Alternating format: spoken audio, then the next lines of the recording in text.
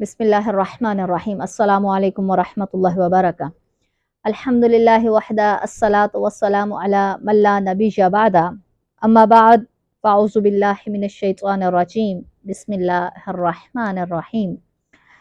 تبیان القرآن اکیڈمی کے plate form سے آپ سے مخاطب ہوں اور سورۃ البقرہ کے ہم ترجمہ کر رہے تھے تفسیر کے ساتھ، اور 23 آیات ہم کر چکے۔ آگے آیت نمبر 24 دیکھیں۔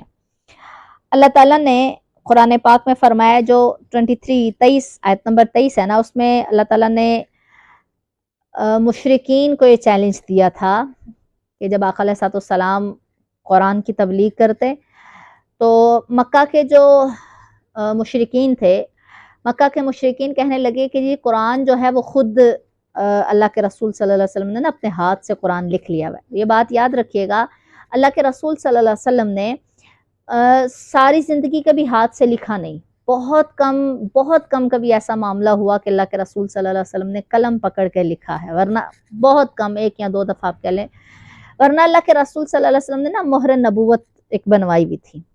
آپ بادشاہوں کو یا دوسرے جو شہروں کے حکمران تھے، آپ ان کو جب تبلیغ کے لیے خطوط لکھا کرتے تھے تو آپ بجائے اپنے دستخط کرنے کے آپ مہر نبوت لگایا کرتے تھے۔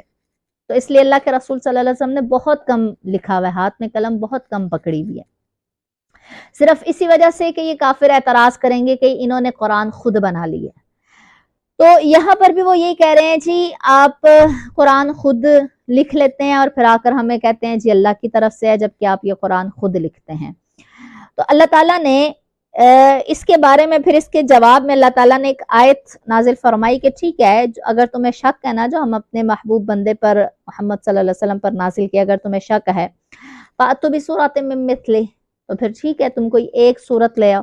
اب اعتراض مشرکین مکہ نے کیا، لیکن یہ جو اللہ تعالیٰ نے چیلنج دیا ہے نا کہ تم لے آؤ کوئی ایک سورت، اب قرآن کی سورت دیکھیں تو قرآن کی سب سے چھوٹی سورت کون سی سورت ہے؟ سورۃ الکوثر، 3 آیات ہیں، چھوٹی سی ہے۔ تو 3 آیات والی چھوٹی سی کوئی سورت مشرکین بنا لاتے تو مشرکین فصیح بھی تھے، بلیغ بھی تھے، یعنی زبان دانی میں بڑے ماہر تھے، عرب کے رہنے والے تھے اور عرب ان کی اپنی زبان تھی، تو اس میں ایک چھوٹی سی صورت بنا کر لانی تھی۔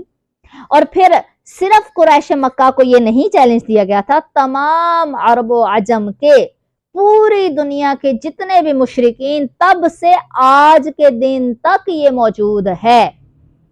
اور پھر آگے اللہ تعالیٰ نے کیا فرمایا کہ آسان تھا کہ 3 آیات کی ایک صورت بنا کر لے آتے، اس چیلنج کا جواب دے دیتے اور اپنے آپ کو حق ثابت کر دیتے کہ جی ہم سچے ہیں۔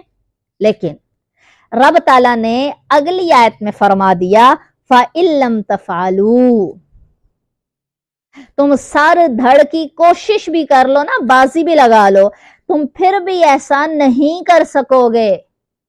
وجہ کیونکہ یہ انسانی کلام یا انسان کی لکھی ہوئی کتاب نہیں ہے، یہ رب کا کلام ہے۔ تو رب کا کلام بندے کیسے بنا سکتے ہیں؟ فرمایا فَإِن لَّمْ تَفْعَلُوا، پھر تم ایسا نہ کر سکو گے۔ وَلَن تَفْعَلُوا، تقیداً کہا، ولن تقید کا صیغہ، تقیداً اللہ فرما رہا ہے ہرگز نہیں کر سکو گے، یعنی کوشش بھی کرو گے نا، سارے مل کر کوشش بھی کر لو تب بھی تم ایسا نہیں کر سکو گے۔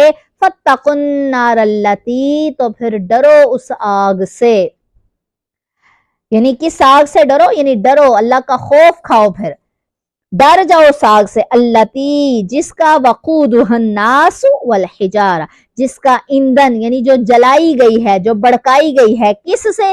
ناس، انسانوں سے، والحجارہ، اور پتھروں سے۔ انسان بھی اس میں جلیں گے اور جنت جہنم بڑکے گی، اور پتھر بھی اس میں، انسان بھی ڈالے جائیں گے، پتھر بھی ڈالے جائیں گے۔ حضرت بہلول دنا کی ایک بات یہاں پر یاد آ گئی۔ حضرت بہلول دنا جا رہے تھے تو چند بچے کھیل رہے ہیں، کچھ بچے کھیل رہے ہیں، تو ان میں سے نا ایک بچہ الگ تھلگ کھڑا ہے، وہ نہیں کھیل بلکہ الگ کھڑا اور رو رہا ہے، اور باقی جو بچے تھے وہ اخروٹ لے کے نا، اخروٹ اس سے کھیل رہے ہیں۔ تو بہلول دنا گزرے، جب انہوں نے اس بچے کو روتے ہوئے دیکھا، بڑا مسکین سی شکل بنا کر بیٹھا ہوا، بڑا پریشان سے الگ تھلگ سارے بچوں سے بیٹھا ہوا ہے. تو بہلول دنا اس کو جا کر کہتے ہیں کیا تیرے پاس اخروٹ نہیں ہے؟ وہ تو یہی سمجھے نا کہ باقی بچوں کے پاس اخروٹ ہیں اور وہ کھیل رہے ہیں، اس کے پاس اخروٹ نہیں ہے اس لیے یہ نہیں کھیل رہا ہے. تو کہتے ہیں کہ تیرے پاس اخروٹ نہیں ہے تو اس لیے رو رہا ہے؟ اس نے کہا نہیں، اس وجہ سے تو نہیں رو رہا. آپ نے فرمایا کوئی اور پریشانی ہے؟ کھیلتا کیوں نہیں ہے؟ تو بھی جا کے کھیل. اس نے کہا نہیں، میں کھیل یا اخروٹ کی وجہ سے تو نہیں رو رہا ہوں. تو بہلول دنا نے پوچھا پھر تو کس وجہ سے رو رہا ہے؟ تو وہ آگے سے سوال بہلول دنا کو کر رہا ہے. بہلول دنا کو کہنے لگا بہلول مجھے یہ تو بتا کیا یہ ہماری کھیلنے کی عمر ہے؟ وہ چھوٹا سا بچہ ہے، 8-9 سال کا ہوگا، اور وہ کہہ رہا ہے ہماری تو یہاں پر عمریں گزر جاتی ہیں، ہمارے تو 25-25 سال کے بچے ہو نا بیٹے تو مائیں کہتے ہیں حضرت بچہ ہی ہے بیچارہ، کام کاج پہ نہیں بیچتے، حضرت بیچارہ بچہ ہے، عمر کی ہے، اتنا سمجھ ہے. اور وہ 8-9 سال کا بچہ ہے اور وہ کہہ کیا رہا ہے بہلول مجھے یہ بتا ہمارے کھیلنے کی عمر ہے. اب پہلے تو وہ پریشان ہو کر بیٹھا ہوا تھا، اب بہلول پریشان ہو گئے. تو یہ چھوٹا سا بچہ بہلول کہنے لگے تیری یہ عمر نہیں ہے کہ تو یہ باتیں کرے. وہ کہنے لگا بہلول مجھے بہلاؤ نہیں، مجھے نہ بہلا، میں جانتا ہوں. بہلول کہنے لگے تو کیا جانتا ہے؟ وہ کہتا ہے میں جانتا ہوں، قرآن کہتا ہے فَاتَّقُوا النَّارَ الَّتِي وَقُودُهَا النَّاسُ وَالْحِجَارَةُ، ڈرو اس آگ سے جس کا ایندھن انسان اور پتھر ہوں گے. اور مجھے پتا ہے میری ماں جب آگ جلاتی ہے نا تو آگ جب جلاتی ہے تو چھوٹی لکڑی پہلے ڈالتی ہے، وہ چھوٹی لکڑیاں پہلے اندر کرتی ہے آگ کو جلدی بھڑکانے کے لیے.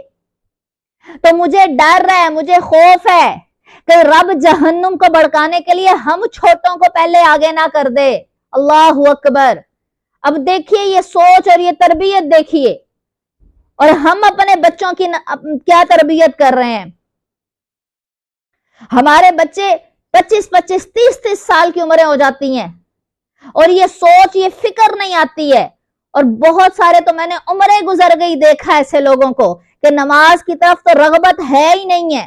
اللہ تبارک و تعالی ہماری رغبت نماز کی طرف کرے، ہمارے دلوں میں نوجوانوں کے دلوں میں نوجوان نسل میں خوف خدا پیدا کرے، ایسا خوف جیسا اس بچے کے دل میں خوف ہے. اللہ کرے اللہ ہماری ماں کو یہ سمجھ دے دے کہ وہ مائیں اپنی بچوں کی یہ تربیت کر سکیں. آج ہماری ماں کی اپنی تربیت نہیں ہے، بچوں کی تربیت کیا وہ کریں گی؟ اللہ تبارک و تعالی ماں کو سمجھ عطا فرمائے کہ آپ کے بچے کوئی عام بچے نہیں ہیں، محمد صلی اللہ علیہ وسلم کے امتی ہیں آپ کے بچے. آپ نے عام انسان پیدا نہیں کیا ہے، آپ نے امت محمدی کا ایک فرد پیدا کیا ہے، آپ نے اسلام کا ایک مجاہد پیدا کیا ہے، آپ نے اسلام کا ایک شیر پیدا کیا ہے، آپ نے اسلام کا ایک محافظ پیدا کیا ہے. مائیں اگر یہ سمجھ جائیں کہ ہم نے کس بچے کو جنم دیا ہے تو مائیں اس بات کو سمجھ جائیں تو ہماری نسل سنور جائے.